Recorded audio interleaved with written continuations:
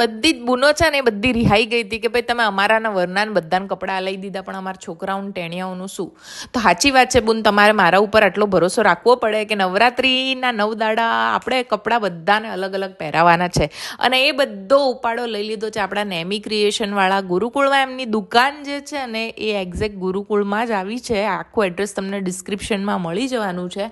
અને કપડાં તો તમે જુઓ બોસ, કેવા સરસ સરસ સરસ સરસ ટેણિયાઓના કપડાં લઈને આવી છું. હવે તમારી બૂન અને મારા ભાણી ભાણાઓ કપડાં હારા ન પહેરાવો એવું કેવી રીતના બને? અને બધા જ એથનિક કપડાં જ છે, એટલે બીજી કોઈ પંચાત જ નહીં. સીધા જવાનું અને કહેવાનું કે ભાઈ નવરાત્રિ, લગ્ન પ્રસંગ, જનોઈ બધામાં પહેરાવા માટેના કપડાં બતાવો.